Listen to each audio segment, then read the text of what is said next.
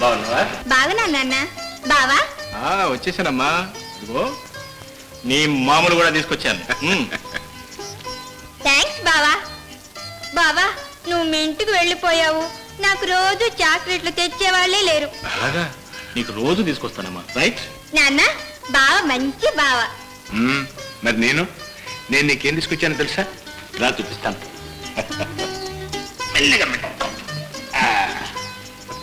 అమ్మా ఇది నెక్లెస్ బాగుందమ్మా. భలే భలే, చాలా బాగుంది. నీకోసమే తీసుకొచ్చానమ్మా. మా నాన్న మంచి నాన్న. ఇది ఒక దొంగ చేతి చిక్కి మళ్ళీ దొరికిందమ్మా. నువ్వు నిజంగా అదృష్టవంతురాలి. అవును నాన్న, ఈ ఇంట్లో అందరూ అదృష్టవంతులే, నేను తప్ప. లావణ్య, ఇప్పుడు నీకు మాత్రం ఏం తక్కువైందమ్మా? నాన్న, మనిషికి కావాల్సింది అభిమానం, ఆప్యాయత. అది లేకపోయినప్పుడు ఎన్నుంటే ఏం లాభం? లావణ్య, అభిమానం, ఆప్యాయత నగల్లో లేదు, మనుషులను అర్థం చేసుకుంటున్నావు. అంతేలే బాబా. నాన్నెప్పుడు చిన్న కూతురు పక్షం, నువ్వేమో ఆయన పక్షం. నాకేగా ఎవరు లేనిది. ఎందుకమ్మా నీకు నువ్వు అలా వేరు చేసుకుని మాట్లాడతావు? నేనా మీరా? మొదటి నుంచి మీరేగా నన్ను వేరుగా చూస్తూ దూరం చేస్తున్నారు. ఎక్కడికి వెళ్ళినా రాధా రాధా అంటూ అన్ని దానికే కొనుక్కొస్తూ ఉంటారు.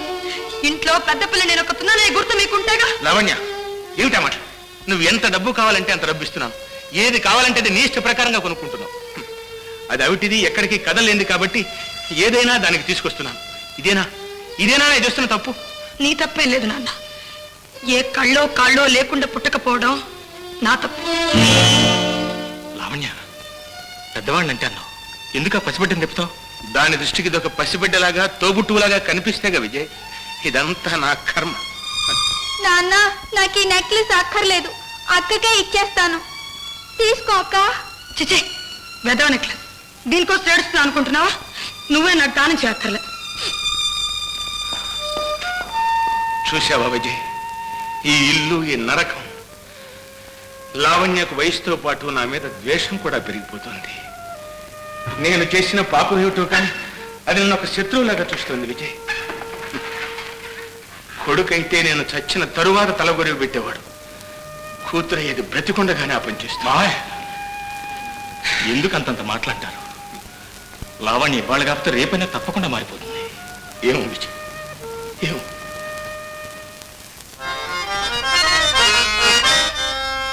హృదయమున ఎగ్గు సిగ్గులు వదలివేసి దాసిగా నిన్ను అమ్ముకోదలచినాడా. ఏ తిండి పెట్టలేకనా? కాని నీ మీద ప్రేమతో కరగిపోతి, కలికి కాపీని పోయవే కలత వేడి.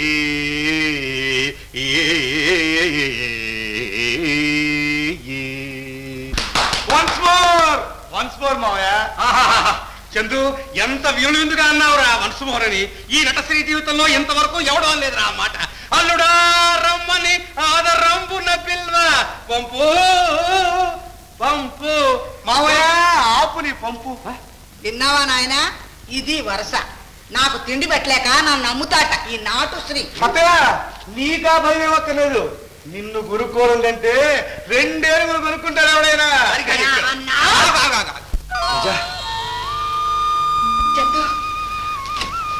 ఏరా, ఇప్పటి కనిపించిన ఇల్లు కనిపించడక కళ్ళల్లో మెదులుతూనే ఉంది, కానీ ఉత్త చేతులతో చేయ లాభం చెప్పు.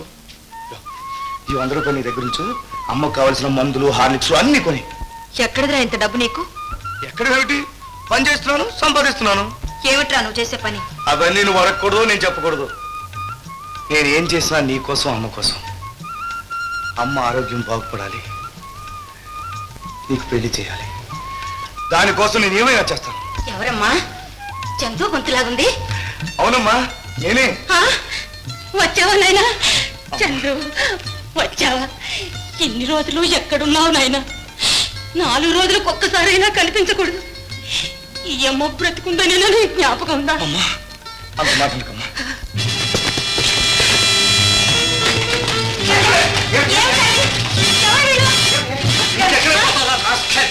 ఏమిటండి, ఏం జరిగింది? వీడికి మీకు ఏమిటి సంబంధం? మా తమ్ముడు తమ్ముడా వీడు ఆరిపోయిన గజ దొంగ. చందు ఏమిట్రా అన్యాయం? నేను దొంగ అంటున్నారేమిటి? అయ్యా ఇన్స్పెక్టర్ గారు, మీరు ఎవరిని చూసి ఎవరనుకుంటున్నారో ఇతను నా మేనలోడండి. ఇంతకాలం మీకు మేనల్లుడు, ఇప్పుడు గవర్నమెంట్ కల్లుడు. ఇన్నాళ్ళు మా కళ్ళు కప్పి తిరుగుతున్నాడు. తీసుకుపదండి.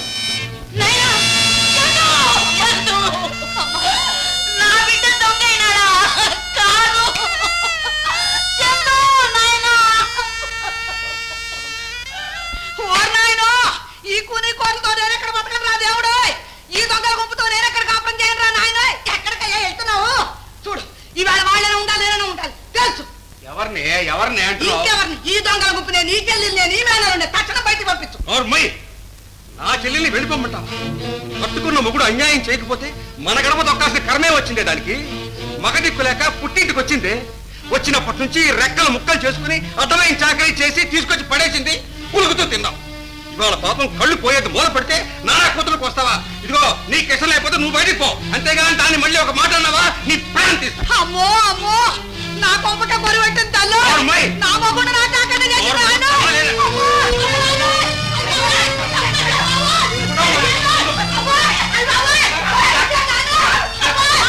మావయ్య, ఏమిటి నువ్వు కూడా? మన భాగవతం నలుగురు వినాలా? నా మాట వినేలా కాసేపు బయటకు వెళ్ళు. వెళ్ళకపోతే నా మీద ఒట్టే. వెళ్తానమ్మా, వెళ్తాను. మళ్ళీ గడప తొక్కితే ఒట్టు. చూసావా మందరం నా కాపురానికి ఏ గతి పట్టిందో, ఎంత ఒట్టు వచ్చి పెడుతున్నారో.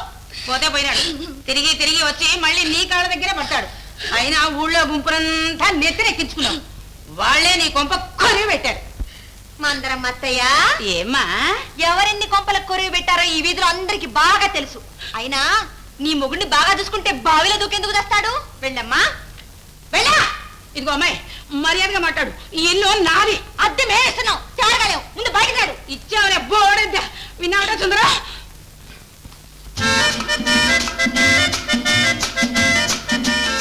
Hi Anant. Hi Geetha. Any hot news? రేపు నా బర్త్డే. Is it? నువ్వు తప్పకుండా రావాలి. షూర్ తప్పకుండా వస్తాను. మర్చిపోవుగా? నో పాడలైతే మర్చిపోతాను, కానీ ఇటువంటి పార్టీలు మర్చిపోతానా? తప్పకుండా వస్తాను. Okay, thank you.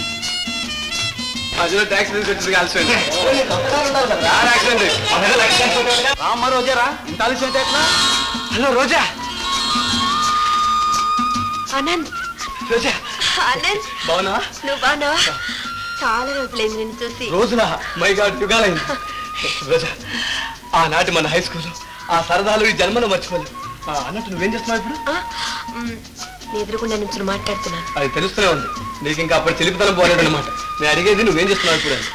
గీత చెల్లెలకి సంగీత పాఠాలు చెప్తున్నాను. అంటే కాలేజీలో చేరలేదా? నాకు అదృష్టం లేదు. అంటే డబ్బు లేక చదువు మానేసావు అన్నమాట. నీకు ఒక ఆప్తుడు ఆత్మీయుడు అనంతున్నాడని మర్చిపోయావు.